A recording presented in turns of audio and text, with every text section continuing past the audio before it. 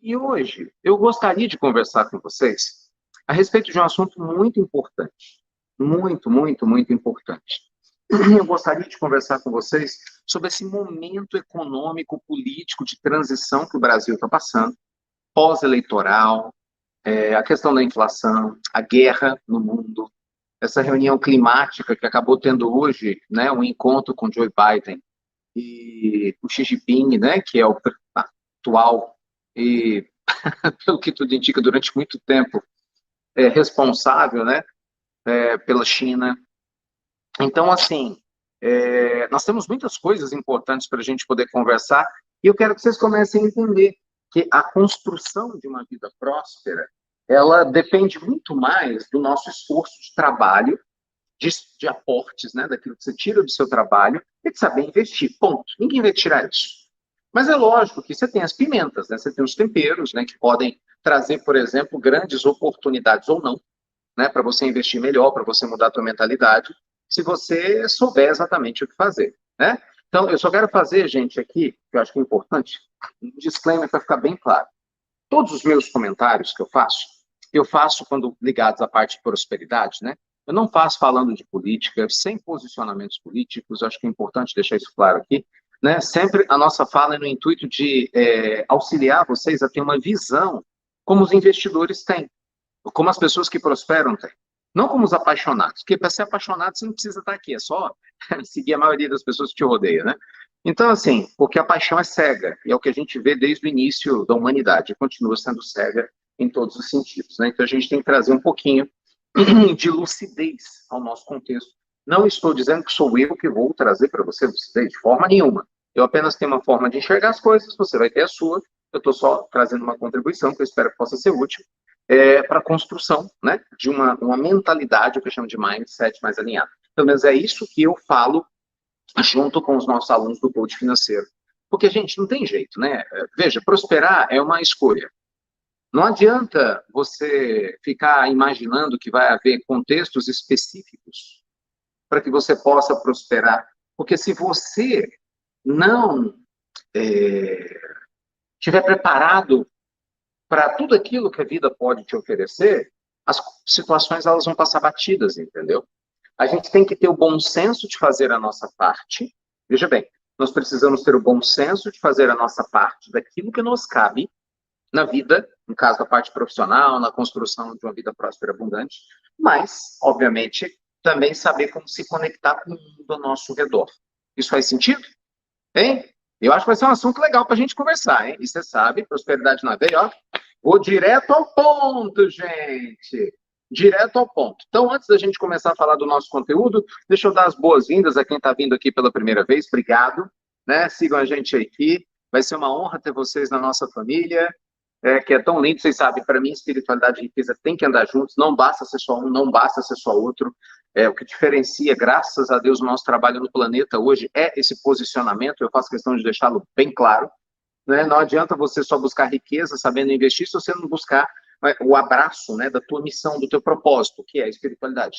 E não adianta nada você só querer saber de espiritualidade se esquecer que você vive no mundo material, que tem que pagar conta, entendeu? Que tem remédio, que tem coisas práticas para poder resolver. Então a gente tem que construir, sim, uma coisa com outra, espiritualidade e riqueza, com equilíbrio, com harmonia, que é algo que está faltando na vida de muita gente.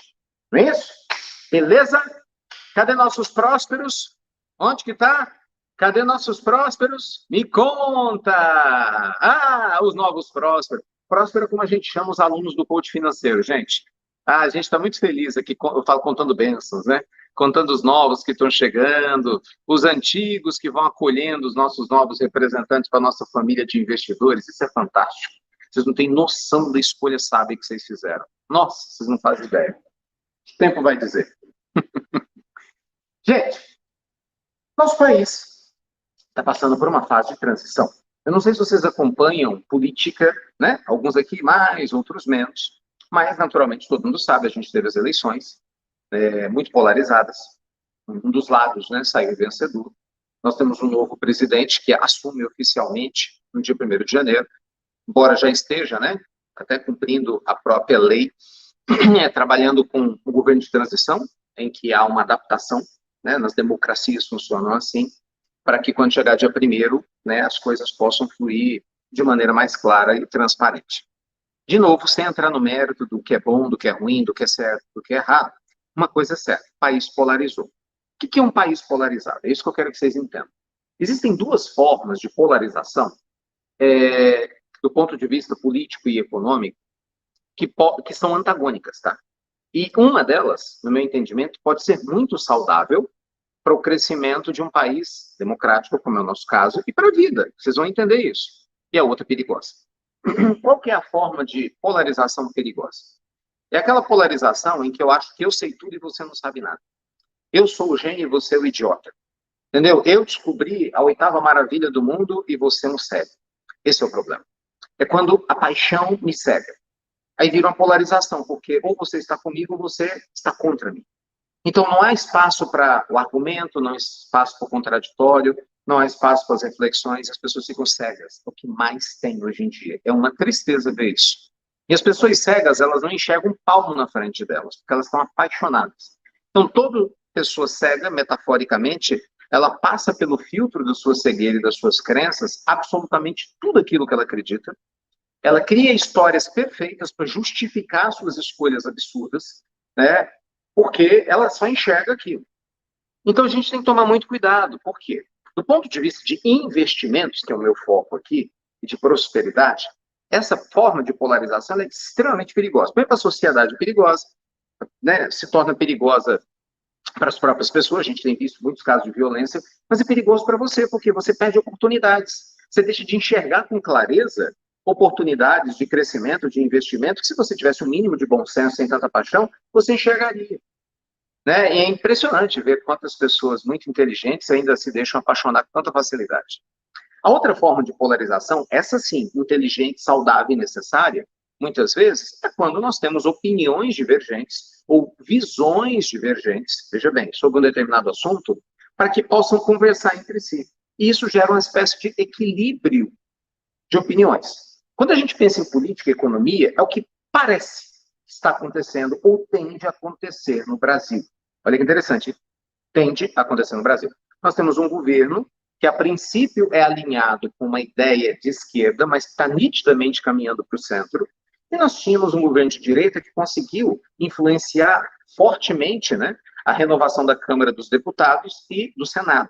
O que isso quer dizer? Nós temos um certo equilíbrio de forças. Isso para a democracia é ótimo, independente dos nomes.